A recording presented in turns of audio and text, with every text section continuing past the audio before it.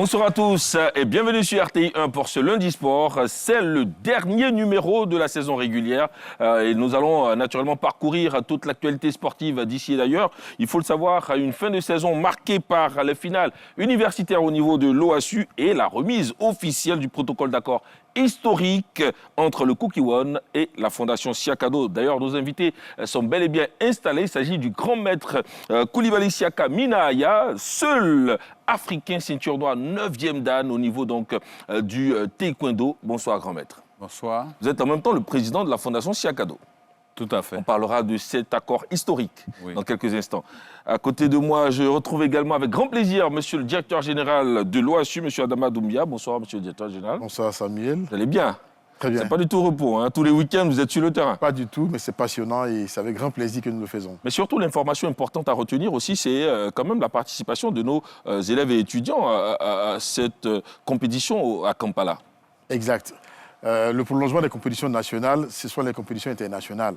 Et ces compétitions internationales permettent à nos étudiants de s'aguerrir, de s'habituer, n'est-ce pas, à la haute compétition. Et c'est ce qu'ont fait nos jeunes universitaires à Kampala récemment. D'accord. On va y arriver et forcément, on parlera donc de ces finales et demi-finales OASU sur l'étendue du territoire national. Je vous propose d'ailleurs d'ouvrir tout de suite avec ces finales. Après donc les finales scolaires qui ont permis à la graine donc des lycées et collèges de s'exprimer, place au championnat universitaire. Nous avons eu les finales d'Abidjan, zone 1 et 2, avec les victoires des équipes de l'INJS et de l'Université Félix Houphouët-Boigny d'Abidjan. Il y a donc cela 2 semaines. Le week-end dernier, ça a été au tour de Yamoussoukro de vibrer au rythme des finales zone centre, nord et ouest. Le point avec Moyabi Diabaté.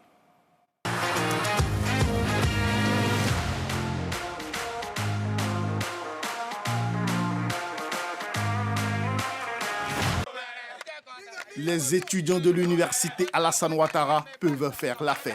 Favoris sur papier, ils ont assuré sur la pelouse, comme ça a été le cas lors de la précédente saison. Opposés à l'INPHB de Yamoussoukro, les visiteurs se sont montrés infranchissables en défense et efficaces en attaque. Victoire sans bavure, 2-0. On a remporté cette finale grâce au travail, à beaucoup d'efforts fournis, consentis, et puis surtout à la discipline. Il faut dire qu'on s'est vraiment préparé mentalement, physiquement aussi. On a certes gagné la finale nationale, mais on s'est dit qu'il faudrait qu'on lave notre nom. Parce que Bouaké, ce n'est pas n'importe quelle ville. Alors, je dirais qu'on s'est préparé et puis voilà, le travail a payé. 2-0. Nous avons perdu, mais nous avons perdu avec beaucoup de regrets. Nous avons manqué d'efficacité. Un pénalty raté et puis ces occasions que vous avez vues. Et en sport, ça ne pardonne pas, particulièrement au football. Quand vous ne concrétisez pas, vous finissez par payer. L'université Jean-Laurent Guédé de Daloa tient sa revanche contre l'université Alassane Ouattara. Battue en finale du handball l'an dernier, l'équipe menée par la capitaine Fatoumata Fofana s'est imposée de justesse sur le score serré de 19-17. Cette victoire tient en grande partie à la performance remarquable de la gardienne Mireille Kwasi, impériale sur sa ligne dans les dernières minutes décisives du match. Dans une équipe, la gardienne est à 90% qui fait le match. Et aujourd'hui, elle nous l'a prouvé par plusieurs manières. Et je dis, s'il y a quelqu'un qui devait être dame de match ou bien femme de match, ça serait notre gardienne. C'est avec le travail des coachs. Tout ce qu'ils m'ont montré, ça payait. Franchement, c'était un beau match. On a donné du plaisir, on s'est amusé.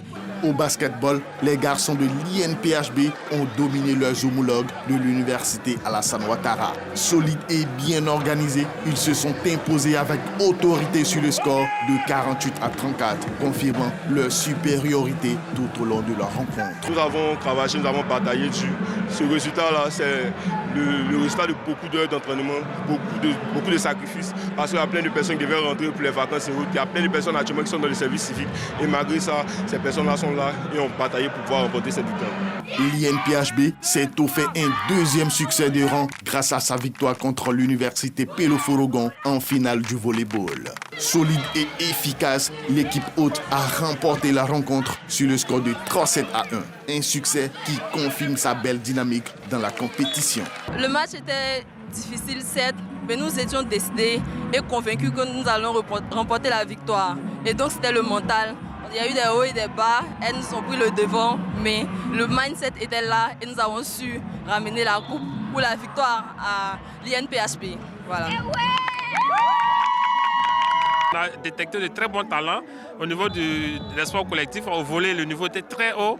Au handball, au basket également et au foot. Et donc, je pense que l'OASU, véritablement, c'est le grenier des sportifs ivoiriens. Et nous encourageons les élèves, les étudiants et élèves à pratiquer le sport à l'école. En finale du basketball 3x3, les deux équipes de l'Institut universitaire d'Abidjan se sont affrontées en finale, signe de leur nette domination dans la compétition. À l'arrivée, c'est l'équipe B qui s'est imposée. Quoi qu'il arrive, le trophée reste à la maison avec une victoire 100% UIA.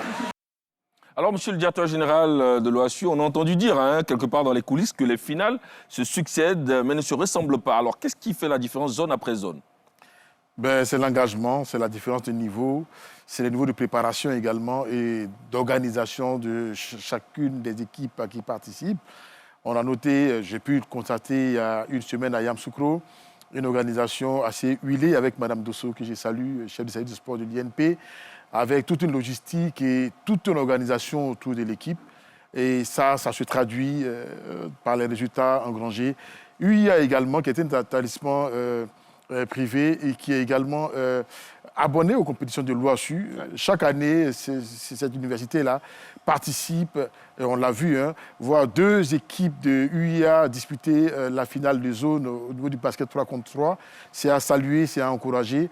Et c'est des modèles à faire valoir pour dire aux uns aux autres qu'on peut très bien allier études et sport. Tout le monde connaît le niveau de performance académique des UIA, l'une des meilleures universités de la place, et qui, malgré cela, tout le temps participer aux compétitions de l'OASU et des athlètes méritants qui pourront demain, pourquoi pas, participer aux compétitions internationales avec l'OASU.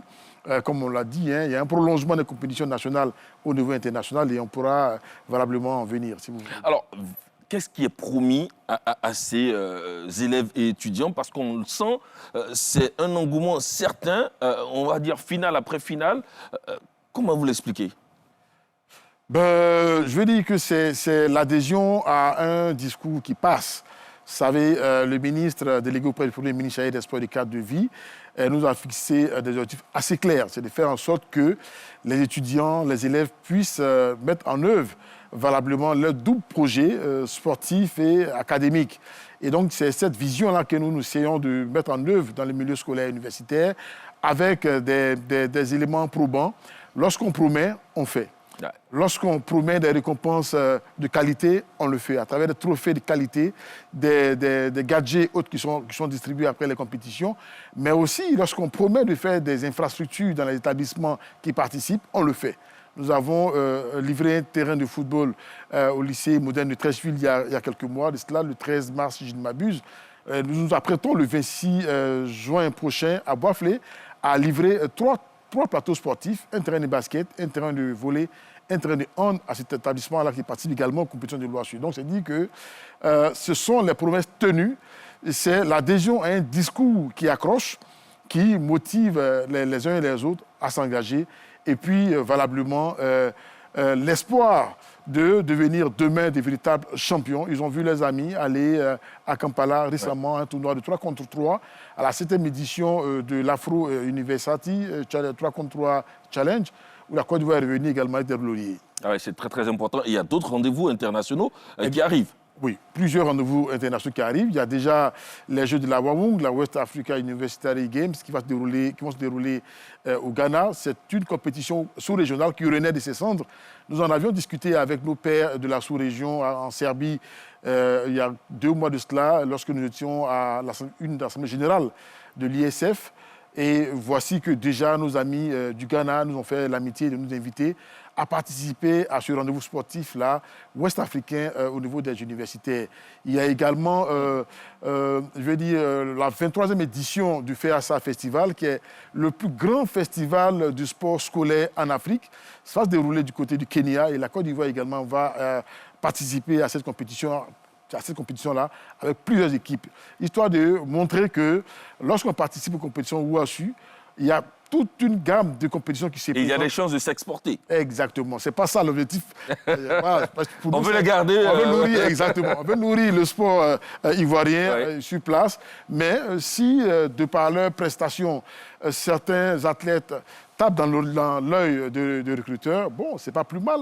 Surtout que derrière, il peut y avoir des opportunités d'insertion dans des universités internationales, comme c'est le cas pour Bowie State University, avec qui nous sommes en contact très avancé, afin d'échanger des athlètes et même des coachs pour renforcer les capacités dans différents domaines. Et pour parler justement donc de l'OASU, grand maître en sait des choses, savoir que l'OASU se poursuit avec un tel engouement, naturellement, ça vous ramène beaucoup de souvenirs et surtout un message important. Tout à fait. Je pense que, comme je le disais hors micro tout à l'heure, en fait, l'OASU fait partie des structures qu'il faut renforcer en matière de possibilité de créer des opportunités à la jeunesse. Parce qu'en fait, quelle que soit la discipline concernée, le système de détection des talents commence toujours par la base de la pyramide. Et c'est au niveau, à l'époque, là déjà, l'OASU, même du primaire, avant d'arriver même au supérieur, il faut nécessairement que les enfants commencent à s'initier à la compétition. Alors, quand on a quand on a été compétiteur soi-même et qu'on a géré aussi une fédération, on se rend compte que, en réalité, la partie la plus difficile pour un compétiteur, contrairement à ce qu'on croit, son premier adversaire, c'est lui-même. C'est clair. Parce qu'en fait, il faut arriver à vaincre le stress. Or, le stress, il est en soi, ce n'est pas l'adversaire qui le donne. Alors, entre parenthèses, c'est la raison pour laquelle, en compétition de taekwondo, le grand maître Kim, qui est là en ce moment, quand on était en équipe, il nous disait, quand ton adversaire pousse le kiap, il faut pousser ton kiap plus fort. Parce qu'en fait, le kiap, en fait, c'est le cri qu'on fait au moment où on vous dit en position et puis attaquer. C'est cela. Parce qu'en réalité, les vibrations qu'on émet ont une double fonction. Ça permet de libérer le corps du stress et d'impressionner l'adversaire. Et alors, quand on commence tôt, à travers cette compétition OASU... Donc, à travers l'OASU, dès que les enfants commencent très tôt, ça leur permet de vaincre déjà ce stress. C'est cela. De sorte que le fait de participer déjà à plusieurs compétitions à leur niveau, au niveau national, et ensuite au niveau international, ça leur permet, même si ce sont des compétitions amicales, ça leur permet de maîtriser et de dominer déjà ce stress-là très jeune. Et avant de devenir senior ou entrer dans des équipes professionnelles, bon, la compétition devient en réalité comme un entraînement. Alors, l'athlète arrive à fournir le meilleur de lui-même. C'est pour cela que vraiment, c'est un plaidoyer que je voudrais faire au profit de l'OASU pour que l'OASU puisse disposer des moyens. Nous avons exercé cela parce qu'il faut élargir l'éventail des compétitions déjà au niveau local. Et puis, pour que les enfants s'habituent à s'affronter, à vaincre déjà ce stress, comme on l'a dit. Comme ça, quand ils vont à l'extérieur, c'est certain qu'ils ont des résultats. Merci beaucoup, grand maître Coulibaly Siaka Minaya. Alors, il n'y a pas que des sports collectifs au niveau de l'OASU. Voilà, on le sait, il y a aussi de l'art martial. Tout à fait. Il y a aussi du taekwondo. Taekwondo, judo, athlétisme, oui, tout est au programme. Et on verra lors de la grande messe du sport universitaire en Côte d'Ivoire du 17 au 20 juillet dernier du côté de Korogo, toutes ces disciplines-là avec... 17 juillet prochain. 17 juillet prochain, exactement, 2025, avec au moins 338 athlètes provenant de toutes les villes de la Côte d'Ivoire qui vont se retrouver à Korogo, la cité du Poro, pour faire la fête du sport universitaire autour des valeurs que véhicule le sport, les valeurs d'intégrité, de convivialité, de solidarité, du goût de l'effort, et j'en passe. Et avant ce rendez-vous du 17 juillet prochain, il y a quand même un rendez-vous qui pointe du nez, c'est celui du mercredi prochain. Et on aura les demi-finales et les finales, toujours côté universitaire, mais cette fois-ci avec l'enseignement supérieur. Exactement. Et donc, après leurs homologues de l'intérieur du pays, les établissements du supérieur d'Abidjan vont se retrouver à l'université Félix Houphouët-Boigny de Cocody pour en découdre. On va dire amicalement, fraternellement.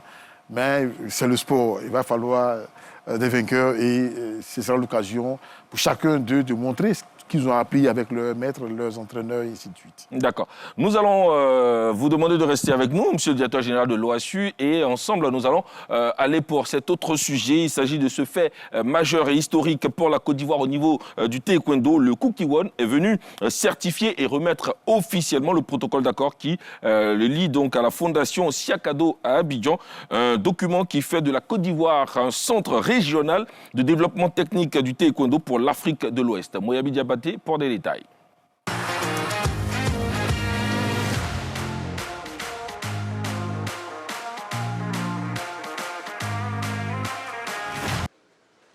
Une nouvelle page s'ouvre pour le rayonnement du taekwondo ivoirien. L'Académie mondiale du taekwondo Kukiwon et la fondation du siège international d'animation culturelle et de diffusion de l'olympisme Siakado viennent de paraphrer un protocole d'accord marquant un partenariat stratégique inédit. Nous avons un Kukiwon africain. La Fédération de taekwondo, nous avons le CSIKO et maintenant nous avons le Kukiwon africain. Donc nous tous, nous devons travailler en symbiose, de manière synergétique, pour pouvoir impacter et lever le niveau du taekwondo sur le plan sportif que sur le plan aspect martial que le Kukiwon africain va s'occuper. C'est un honneur à la Côte d'Ivoire de pouvoir on l'a décerné cette fonction, de s'occuper de plus de 16 pays. Donc je pense que la Côte d'Ivoire est toujours dans le leadership, non seulement au niveau des médailles, au niveau de ces programmes. Et puis bon, maintenant, je crois que la Corée, le Kukiwon, qui se trouve en Corée, a reconnu l'importance de la Côte d'Ivoire comme locomotive du taekwondo dans la sous-région. Avant, quand on finit de faire le passage des grades, il faut aller jusqu'en Corée pour que le Kukiwon revienne. Mais aujourd'hui, c'est sur place, vraiment, nous et nos élèves vont vraiment bénéficier. On dit vraiment merci au grand maître Koubal Chaka pour ses intentions, pour ses idées pour le taekwondo. Vraiment vivre ce beau sport, vivre ce taekwondo. Le centre devient le centre de stage international. Et là, nous aurons encore des experts coréens qui vont venir animer des stages ici, qui seraient un plus pour le taekwondo ivoirien. La cérémonie de signature s'est tenue dans une ambiance solennelle en présence de plusieurs personnalités de haut rang. Les ministres en charge des sports, de la culture Adjemech Silas et Françoise Rumac, ainsi que le ministre d'État en charge de l'agriculture Kobena Kwasi Adjoumani, ont été honorés par le Kukiwon pour leur engagement dans la promotion des valeurs des arts martiaux, de la culture et des idéaux olympiques. Ce qui a permis aujourd'hui ces relations extraordinaires entre la Corée du Sud et notre pays, on le doit au taekwondo. On le doit au grand maître King Yuk Tai, on le doit bien sûr à sa présence. Il a formé des centaines, voire des milliers de taekwondoïnes, dont le grand maître Siaka Koulibaly et tous ceux qui sont dans la salle, qui se reconnaîtront. Il a permis d'écrire ce pont entre nos deux pays, qui s'est matérialisé d'ailleurs avec la création, et je pense que c'est la première fois en Afrique de l'Ouest, du centre de Sestikao, qui permet aussi aujourd'hui de matérialiser l'excellence des relations entre nos deux pays. Nous sommes heureux que la Côte d'Ivoire garde ses valeurs. Nous sommes encore plus heureux qu'Abidjan reste et demeure la plaque tournante du taekwondo en Afrique de l'Ouest et sur tout le continent. En effet, la Côte d'Ivoire devient le nouveau centre régional de développement technique du taekwondo pour l'Afrique de l'Ouest grâce à cet accord historique. Ce partenariat stratégique permettra désormais le passage des grades supérieurs jusqu'au 9e dan sans quitter le continent africain. Cette cérémonie, comme vous le constatez, nous offre par ailleurs l'occasion de saluer le dévouement et le courage de tous les acteurs du taekwondo en Côte d'Ivoire. Je veux citer les membres de la Fédération ivoirienne de taekwondo, tous ces maîtres, tous ces grands maîtres dont les préceptes ont inspiré, formé et éduqué des milliers d'adeptes et de professionnels. Grâce à eux, la pratique du taekwondo est plus qu'une évidence dans toutes les régions du pays. Représentant l'Académie mondiale du taekwondo Kukkiwon, le grand maître Kim Yong-tae, ceinture noire 9e dan, a salué cette initiative qui transcende les frontières et jette les bases d'une coopération durable tournée vers la jeunesse et la transmission des valeurs universelles du sport. Ce partenariat s'annonce porteur d'un nouvel élan pour la diplomatie sportive et culturelle avec pour ambition de faire du taekwondo ivoirien et africain un véritable levier de développement. Grand maître, c'est un véritable cadeau qui est fait à la Côte d'Ivoire et plus qu'un honneur pour la famille du taekwondo, c'est un honneur pour l'ensemble du pays. Tout à fait. Je voudrais saisir cette opportunité pour remercier Monsieur le Premier ministre qui a accepté d'être le haut patron de cette cérémonie, oui, et également Monsieur le ministre d'État en charge de l'agriculture et bien entendu Madame la ministre de la Culture et Monsieur le ministre des Sports, oui, qui ont accepté de sacrifier, je ne dirais même pas leur temps, leur physique, parce que nous savons que les 3 dernières semaines ont été très éprouvantes pour eux, à d'autres niveaux, mais ils ont quand même eu l'énergie nécessaire de pouvoir honorer cette cérémonie-là aujourd'hui. Et je voudrais, au nom de l'ensemble des membres de la Fondation, oui, vraiment les remercier avec déférence. On sent toute l'émotion du grand maître, mais on va essayer de rentrer un peu dans le secret des dieux. Ouais. Comment est-ce que vous avez réussi ce coup magique? Bon, merci. Je pense qu'il faut rendre gloire à Dieu. Il faut rendre gloire à Dieu et parce que autant que nous sommes, en réalité, aucun de nous n'a un pouvoir ni un moyen. Nous ne sommes que des instruments à travers lesquels Dieu se manifeste.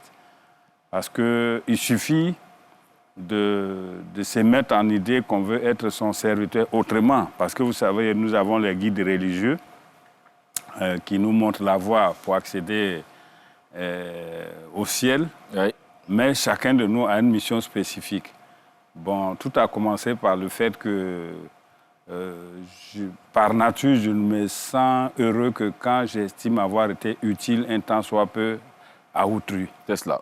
Donc, quand j'avais commencé à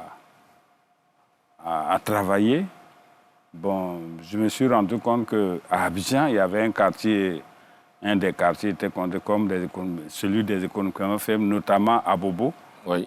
Et bon, étant passé par là, c'est-à-dire à travers le livre que j'ai écrit, j'ai fait quand même l'autobiographie, je suis parti de rien. Et je me suis dit, bon, ma première mission, c'était de faire en sorte que des presque marginaux sociaux puissent s'émanciper à travers la pratique de haut niveau du sport. Alors ceux qui étaient à la cérémonie ce matin, ils ont vu la dextérité et l'expertise de certains de ces pratiquants qui étaient en réalité des enfants qui en réalité n'étaient pas, si vous voulez, n'avaient pas d'espoir dans la vie, mais à travers le taekwondo, ils sont devenus des... Vous avez réussi à former des champions là-bas, leur donner une base? J'ai commencé par créer un club là-bas. Oui.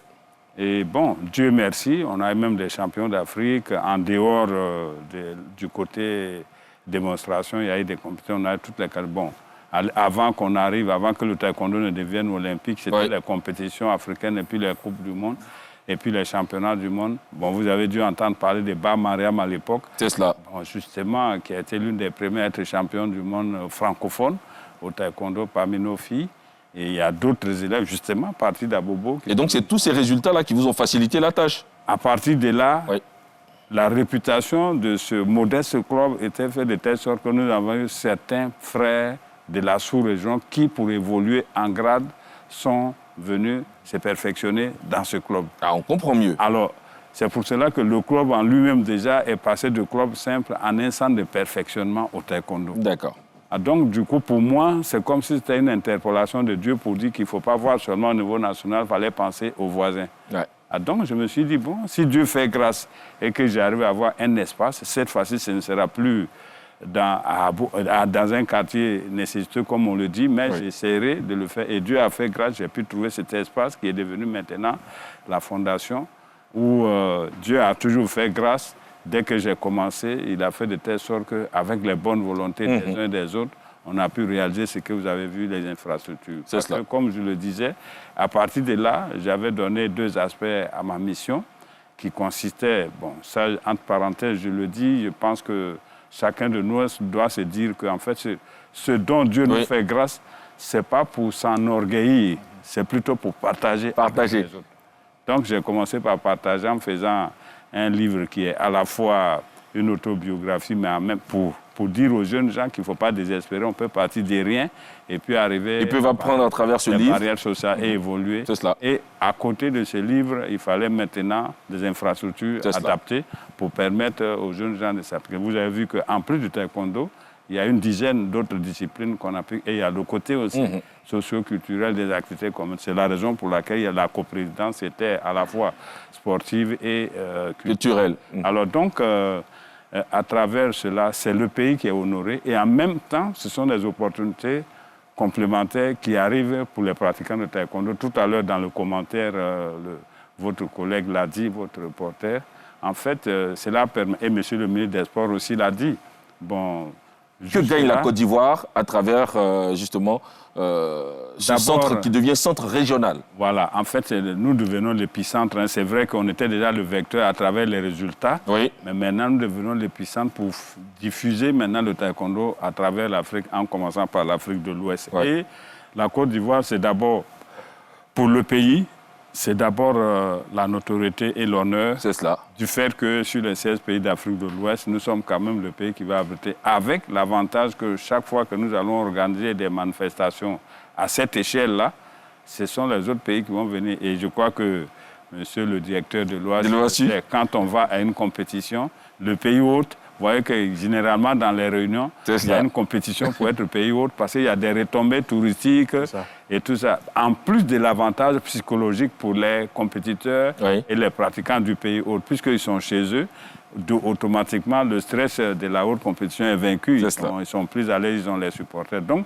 déjà, en tant que pays, il y aura cela. Maintenant, pour les pratiquants eux-mêmes, comme je le disais... On va finir sur ce point. Voilà. Il y a des opportunités complémentaires parce que jusque-là, il n'y avait que le côté obtention de grade qui était là. Mais cette fois-ci, il y aura la possibilité d'obtenir certains certificats qui, jusque-là, ne pouvaient être obtenus soit en allant à Séoul, soit en allant dans un autre pays choisi pour la circonstance par l'Académie mondiale. Et cette fois-ci, tout se retrouve sur place. Les pratiquants pourront avoir ces certificats. Notamment, je peux citer le certificat d'instructeur international, le certificat d'évaluateur international, le certificat d'arbitre international pour les techniques, et puis en même temps pour ce qu'on appelle le Hanmadan, c'est-à-dire qu'en fait, l'Académie s'est rendu compte qu'avec les enjeux des compétitions au niveau mondial et olympique, l'art est en train de perdre son contenu, parce que quand on regarde une compétition de haut niveau,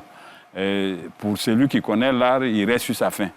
Parce que les enjeux sont tels que les pratiquants, bien qu'étant pétris de talent, ils sont obligés de se limiter à l'essentiel. Parce que quand vous devez faire comme monsieur... Mais ici, vous allez leur donner tous ces instruments-là, finalement. Exactement. Alors donc, je pense que c'est un grand ensemble, en tout cas. C'est vraiment un avantage pour le pays et pour les pratiquants. Et bien entendu, pour les parents aussi, et pour la fédération, qui va avoir ces instruments mis à la disposition. Merci beaucoup. Renforcer. Merci au grand maître Coulibaly Siaka Minaya. En tout cas, c'est un grand coup et un partenariat stratégique, finalement, monsieur le directeur général, qui pourra profiter à l'ensemble de nos athlètes. Tout à fait. C'est vraiment une initiative à saluer.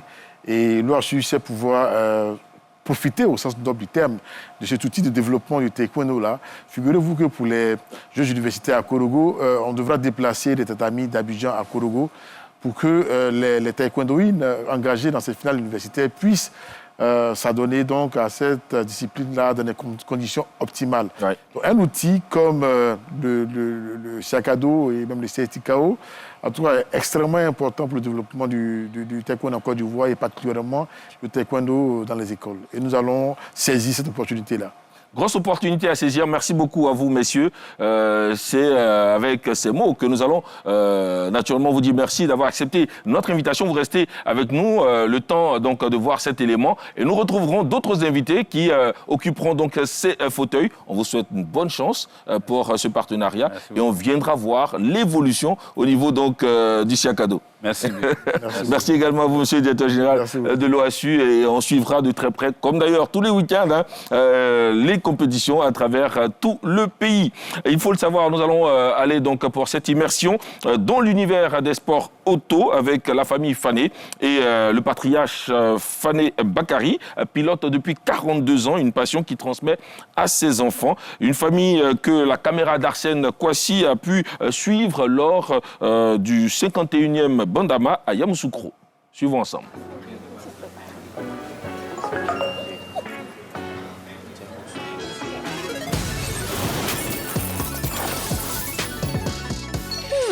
Maintenant on parle. Yo, Kadi, qu'est-ce qui te distrait comme ça? Tu nous as oubliés ou quoi? J'ai dit que ce jeu est trop fun.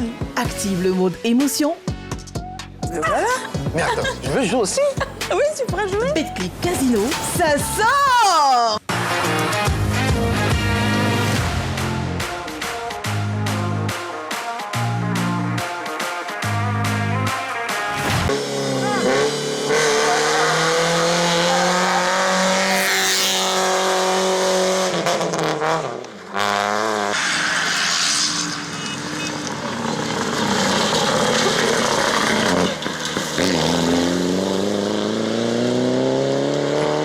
Mythique compétition de rallye de Côte d'Ivoire, le Bandama est chargé d'histoire, de défis et d'héritage. Au cœur de cette 51e édition, un nom claque comme une signature, Fané. 3 équipages, une famille, un même rêve. J'ai commencé le rallye en 1983. Et très jeune, j'avais dans les vingtaines, entre 22 et 23.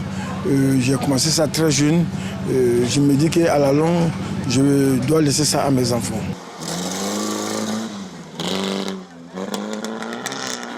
Ce qui fait la particularité de la famille Fané, c'est qu'on est vraiment unis. Et puis, avant chaque départ, le père là dit que bon, ne faites comportez-vous comme ça dans la voiture, comme ça, abordez tel virage à telle vitesse, comme ça. Il nous donne beaucoup de conseils au fait. Voilà. C'est ce qui est vraiment notre chance dans le rallye. Qui dit Fané dit rallye. Et le nom Fané existe depuis les années 1980 et n'est pas près de s'éteindre dans ce milieu-là. Et je vous dirais que je suis les pas de mon papa parce que ça fait 7 ans. J'ai même été copilote auprès de lui. J'ai été vice-championne de Côte d'Ivoire en 2023 auprès de lui. Et mon objectif, c'est d'être pilote comme lui. Du coup, je suis ses pas et je pense que, Inch'Allah, je vais arriver. Transmettre le volant, c'est aussi transmettre les codes du rallye. On a fait la reconnaissance, on a trouvé qu'il y a plein de boue. Et moi, je veux que dès que tu arrives près de la boue, tu vas en deuxième. Tu accélères doucement. Quand il y a l'eau, tu ne vas pas fort. Une fois que tu pars fort, l'eau monte sur la voiture, ça rentre dans les bougies. Tu fais doucement, tu accélères doucement, et puis tu pars, tu sors. C'est ce que je peux te dire. Voilà, c'est pour toi. Surtout que toi, tu as une nouvelle voiture maintenant. Et toi, il y a turbo, mais ça peut prendre l'eau. Tu fais doucement. Comme j'ai dit à Fatim, tu passes tranquillement dans l'eau en deuxième. Dès que tu sors, maintenant, le temps que tu as perdu, tu rattrapes ça devant. Ok. Ça va? Ok. Chacun trace sa route, mais tous visent la ligne d'arrivée. Dans les virages comme dans les dunes, c'est l'instinct familial qui parle. C'est une solidarité, il n'y a pas de truc entre nous. Hein. Chacun a un objectif à atteindre, au fait. Voilà. Le vieux, lui, en 4 roues, moi, je suis en 2 roues avec ma petite soeur. Voilà. Elle, son objectif, c'est de terminer. Et puis, vu qu'elle a commencé le rallye il n'y a pas trop longtemps. Avec ma copilote, Andrea Krakou, notre complicité s'explique par le fait qu'on ne se met pas de stress. On se dit que c'est un jeu. Avant le rallye, on essaie de lire les notes ensemble, on essaie de voir un peu le terrain. Et on se met vraiment pas de stress, on se dit que c'est un jeu, on part pour s'amuser. Du coup, dans la voiture, c'est une complicité. On s'amuse bien, elle donne les notes qu'il faut et on roule pour essayer de terminer. Quand le moteur s'arrête, c'est le cœur fané qui continue de battre au rythme du rallye. C'est un sport que j'apprécie beaucoup, que j'aurais vraiment l'idée de faire un jour, en fait. Et puis, vu que je suis venu trouver mon père dedans, donc ça fait vraiment un grand plaisir de participer à chaque compétition où je me retrouve avec ma famille. On a fait les détours, ça va. Malheureusement, mes enfants, ils ont cassé, il y a d'autres qui sont restés dans l'eau, surtout Fatim Fané qui est resté dans la boue. Bon, voilà. De ce qui est sûr, je me réjouis d'avoir laissé un héritage à mes enfants. J'espère qu'ils vont bien entretenir ça. Plus qu'un rallye, c'est un héritage qui se vit à pleine vitesse. Et les Fanés comptent bien le perpétuer. Bonsoir Roméo Koulibaly, Henri-Joël Bois. Messieurs, nous sommes heureux de vous avoir en plateau. Nous également, très heureux d'être là aussi. Ça va? Très bien. Et vous? Très heureux d'être là. Alors là, on a vu cet élément de la famille Fané, une famille qui continue donc d'alimenter le rallye ivoirien. Bien évidemment, aujourd'hui, nous sommes habitués à voir, ce n'est pas seulement qu'au rallye, dans plusieurs disciplines, habitués à voir certains grands noms des sports, à voir leur fils ou peut-être quelqu'un de la famille essayer de copier ce qu'ils ont fait. Et je pense que c'est ce qui est fait avec les Fanés. Le père même l'a dit, depuis 1983, où lui-même il s'est engagé au niveau du rallye. Aujourd'hui, presque toute la famille est engagée comme lui dans cette compétition. Oui. Et il est là aujourd'hui, c'est vrai qu'il tend vers la sortie, mais il est là toujours. Et la relève est assurée. Bien sûr, la relève est assurée. Il continue de distiller quelques consignes, je dirais, les plus nécessaires, surtout dans les endroits les plus piégeux. Donc voilà, il est là en tant que coach. Et même si demain, il arrivait pour lui de quitter carrément la discipline, il sera toujours là pour apporter, je dirais, cette aide-là à travers les conseils, surtout à travers son assistance à ces jeunes. Voilà, à ces jeunes Fanés. Alors, messieurs, nous allons à présent aborder la section multisport avec les finales du championnat Petit Poteau. D'ailleurs, les finalistes sont connus. On les verra dans quelques instants. Et le Maracana à Méagui, puis du handball avec le championnat de première division et la victoire surtout de Bandama sur Abidjan Handball Club. C'est parti.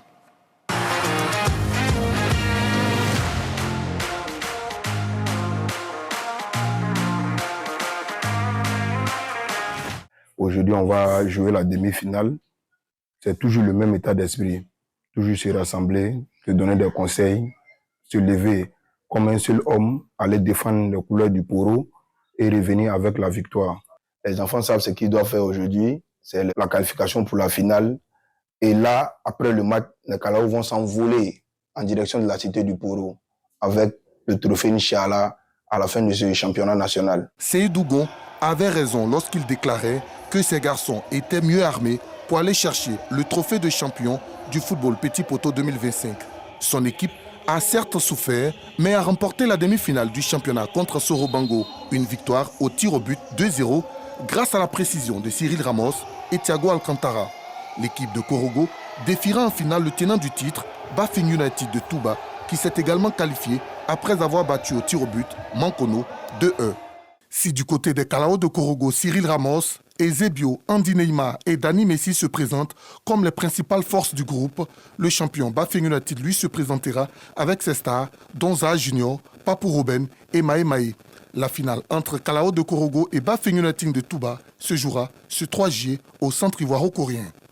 Ambiance festive ce samedi 21 juin 2025 au terrain Khalifa de Méagui. Après plus d'un mois de compétition intense, la grande finale du tournoi de Maracana de la CNJCI, délégation départementale de Méagui, a tenu toutes ses promesses. Face à la nouvelle génération du quartier Wawa, le FC Kato s'est imposé et repart avec le trophée et une enveloppe de 500 000 francs CFA. Les finalistes malheureux reçoivent 200 000 francs CFA ainsi que des médailles. D'autres distinctions ont été attribuées, notamment à l'équipe la plus fair-play et au meilleur buteur. Le délégué départemental de la CNJCI de Méagui, Kato Landry, s'est félicité du bon déroulement du tournoi et de la forte mobilisation de la population pour la finale et a à nouveau appelé toute la jeunesse à militer résolument pour des élections apaisées à Méagui, reconnues pour la cohésion qui y règne. Placée sous le thème « Zéro violence en période électorale », cette initiative du Conseil national de la jeunesse de Côte d'Ivoire a rassemblé les jeunes autour des valeurs de paix, de solidarité et de responsabilité citoyenne. À quelques mois de la présidentielle d'octobre, ce tournoi se veut une illustration concrète de l'engagement de la jeunesse de Méagui pour des élections apaisées, une jeunesse mobilisée, consciente et actrice de la cohésion sociale. Le duel entre le premier et le deuxième du championnat national de handball dames a été électrique ce dimanche à la salle polyvalente du Palais des Sports de Treichville. Votre orgueil, pour votre personnalité, il faut que les images. Ces paroles du coach Kone Philippe de Bandama Handball Club ne sont pas tombées dans les oreilles de sourds. À peine le coup de sifflet retentit, les reines de l'Agnébi Tiassa en blanc, dans un jeu simple, ouvrent leur compteur. Abidjan Handball Club peine à jouer avec la pivot Kone Myriam quand Traoré Namania prend ses responsabilités pour collecter des points pour son club. Les deux clubs sont à égalité à la 25e minute, 13-13.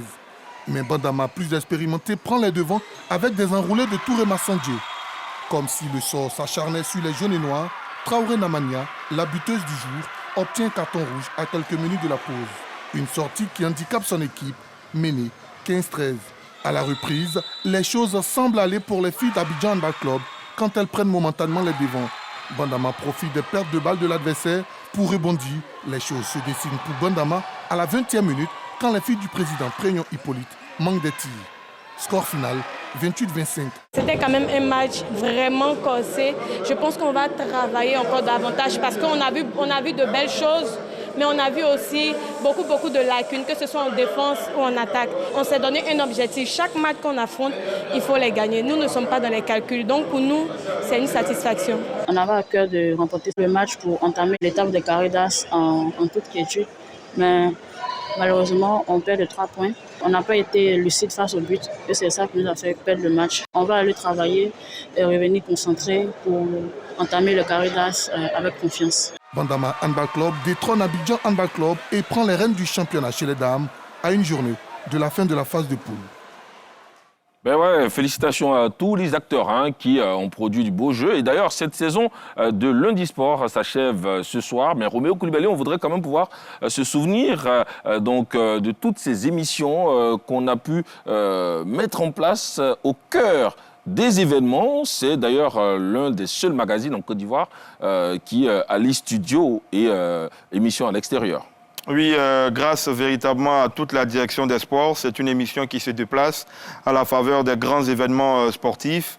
On pourra citer le symposium de la CAF qui a eu lieu ici à Abidjan avec, on va dire, la restitution des échanges et le bilan de la CAN qui a eu lieu donc ici en Côte d'Ivoire. Il y a également le rallye de San Pedro, celui de Tafiré, à l'occasion également de la Coupe nationale à San Pedro. C'est véritablement toutes les équipes de la direction des sports, également les équipes techniques qui se déplacent pour être au cœur de l'activité, de l'actualité, avoir les acteurs véritablement présents pour ces différentes compétitions-là, avoir des infos fraîches, des infos fun, des infos vraies, véritablement pour être le plus proche également des populations qui sentent que c'est une télévision qui va vers elles, qui n'est pas seulement cantonnée à Abidjan, mais qui donne la voix au pays profond. Et le pays profond nous le rend bien parce qu'à chaque fois qu'on se déplace, que ce soit à Bouaké, à Tafiré, à Daloa ou à San Pedro, c'est véritablement des populations conquises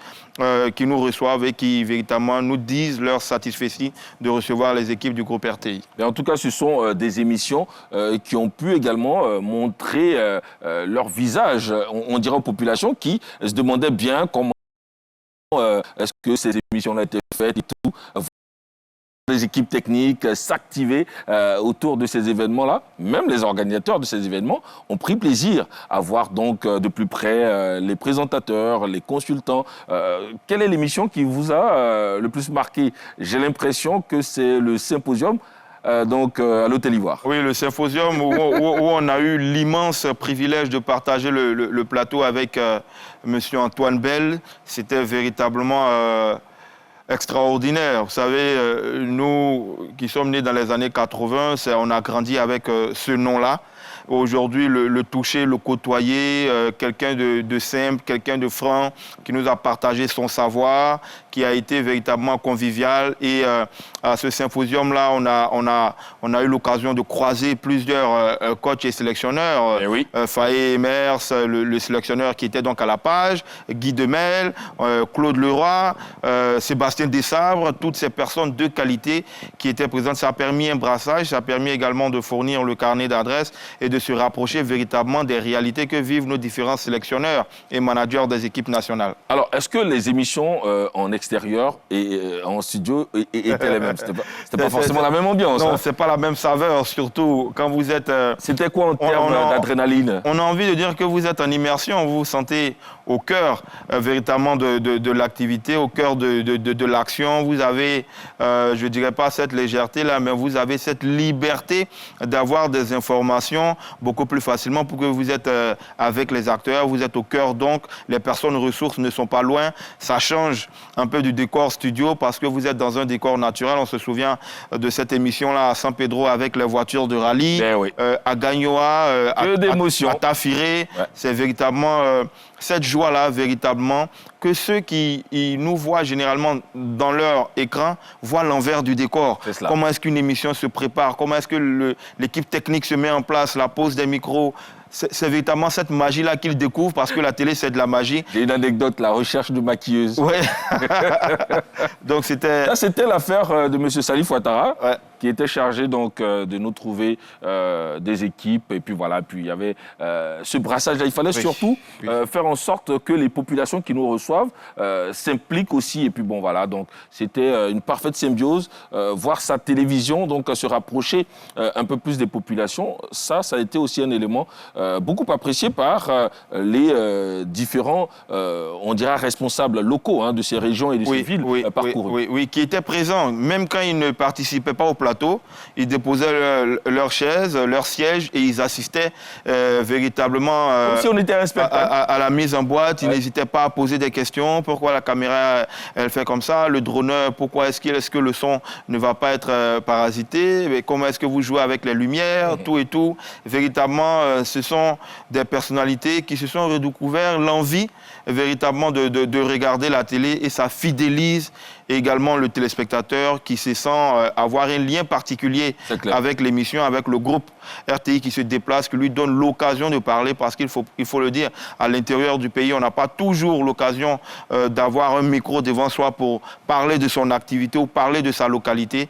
et c'est cette opportunité-là donc que le magazine donc Lundi Sport a apporté à ces populations-là. On a envie de dire vivement la saison prochaine. Vivement la saison prochaine. C'est vrai que la saison régulière donc s'achève ce soir, mais tenez-vous bien, il y a un programme vacances qui est en train de se mettre en œuvre et qui, à coup sûr, va vous faire un grand bien. Il faut aussi saluer donc toutes les équipes techniques et surtout nos dronistes qui permettaient donc ces images aériennes des villes qu'on a pu parcourir et dont on a gardé un très très bon souvenir. Moi, je garde le souvenir de Tafiré. C'était la première fois que j'arrivais à Tafiré. C'était vraiment une ville chaleureuse, accueillante. Et puis, à côté, on a aussi envie de dire grand merci aux fédérations sportives qui nous ont fait confiance et qui ont bien voulu nous associer, déplacer toutes les équipes donc à les suivre. Et merci surtout au directeur général de la RTI qui donc a épousé l'idée de Madame la directrice des sports, Cathy Touré-Kodo, pour naturellement se rapprocher de toutes ces populations. Avec vous, Henri-Joël Bois, nous allons parler quand même de ces grands rendez-vous aussi qui ont eu écho. On va dire qu'on a pu retranscrire via Lundi Sport, présenter aux populations les coulisses, présenter aux téléspectateurs l'envers du décor de tous ces grands événements qui ont été, on va dire, couverts par la RTI.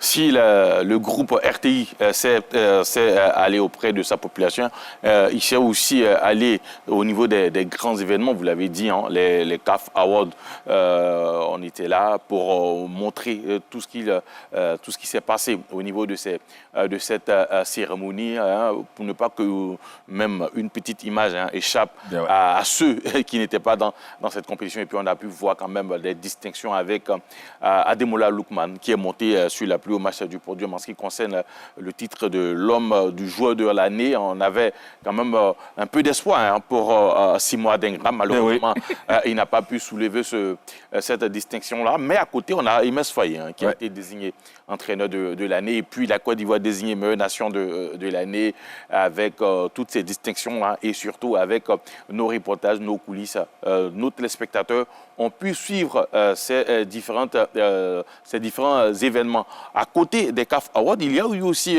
le tirage au sort de la CAN 2025. Ça sera, ou 2026, hein, si on regarde un peu. 2025-2026, décembre, janvier. Voilà. Donc, ce sont les 2 années se partagent cette... Et on était encore au cœur de cet événement. On était là-bas avec la Côte d'Ivoire qui a connu, qui a eu ses adversaires, notamment le Cameroun, notamment le Gabon, l'équipe du Mozambique aussi qui fera partie de cette poule des éléphants. L'AITI, encore une fois, avec l'émission Lundi Sport, était présente pour pouvoir vous donner tous les coulisses, je dirais, tout ce qui s'est passé là-bas. Et on a eu un élément de Esso Jean Silver qui, à côté de tous ces événements, a pu quand même aussi nous présenter les coachs ivoiriens qui font bonne figure au niveau du Maroc. Et surtout qu'il y a un coach ivoirien qui a un centre de formation qui rivalise même avec, je dirais, les grands centres du côté du Maroc. Ce n'est pas rien, un Ivoirien qui s'exporte et qui exporte le savoir-faire. Parce que nous ne l'oublions pas, en Côte d'Ivoire, on forme très bien, même si, voilà, ces dernières années, on n'a pas véritablement connu de grands noms en termes de football. Mais on se souvient que, voilà, à l'avènement de l'Académie Mimosivcom, plusieurs personnes se sont intéressés, je dirais, à la formation. On a eu beaucoup de joueurs formés ici en Côte d'Ivoire et qui sont partis à l'international. Et d'ailleurs, quand on enlève un peu la sec, un monsieur comme Hamza Gamal arrive comme, je dirais, l'un des meilleurs formateurs. Et ce n'est pas dedans de voir qu'un Ivoirien au Maroc arrive. On a quand même ces images. Ces images aussi. Qui interpellent aussi parce que ce sont des images exclusives. Il faut le rappeler. À côté donc des entraîneurs qui ont été visités, on a le QG des éléphants qui a été visité grâce à la collaboration, on dirait, avec la Fédération ivoirienne de football. Les caméras de la RTI donc ont pu s'incruster dans ce qui pourrait être le prochain QG des éléphants de Côte d'Ivoire. C'est un peu, je dirais, à la base, quand une nation est qualifiée pour ce genre de compétition, que ce soit à la CAN, que ce soit l'Euro, que ce soit le Mondial, il y a déjà cette mission de prospection pour essayer d'établir un quartier général pouvant accueillir et surtout pouvant permettre à l'équipe de se mettre, je dirais, dans de bonnes conditions. C'est ce qui a été fait et grâce, comme vous l'avez dit, je dirais peut-être à la gentillesse de la fédération, la RTI a pu quand même visiter, je dirais, ce quartier général-là et puis visiter aussi, peut-être créer un autre quartier général pour le groupe RTI. En tout cas, c'est une collaboration qui marche entre la FIF et la RTI. Bien sûr, puisque les matchs des éléphants sont retransmis sur nos différentes antennes. Pas mal de compétitions organisées par la fédération sont retransmises sur nos antennes, notamment la Ligue 1, la Ligue 2, même la D3 par moment.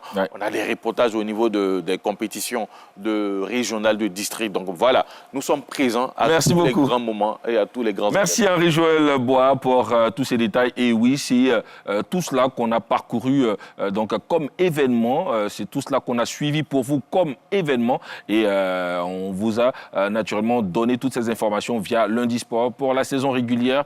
Lundi Sport donc s'achève ce soir, mais ne décrochez surtout pas parce que les jours à venir et les lundis à venir, vous aurez un tout autre rendez-vous. Lundi Sport Vacances se met donc sur nos antennes pour vous proposer encore une fois une autre façon de vous donner l'information sportive. On a été très heureux d'être en votre compagnie. Merci beaucoup Roméo Koulibaly. Merci Samuel Metch. Merci à vous Henri-Joël Bois. Merci beaucoup. Je ne sais pas si je dois vous dire bonnes vacances parce que c'est pas tellement les vacances parce que le sport ne s'arrête pas. Le sport ne s'arrête jamais. Donc, Lundi Sport Vacances, nous sommes là. Nous sommes là. Sur les antennes du groupe RTI, le sport ne s'arrête pas. Vous aurez sur la 3 donc tous les autres rendez-vous. Plusieurs rendez-vous d'ailleurs nous attendent. Et puis donc des émissions toujours plus intéressantes les unes que les autres. Lundi Sport Vacances déjà et d'autres rendez-vous qui vont être annoncés. D'ici là, portez-vous bien. Au revoir.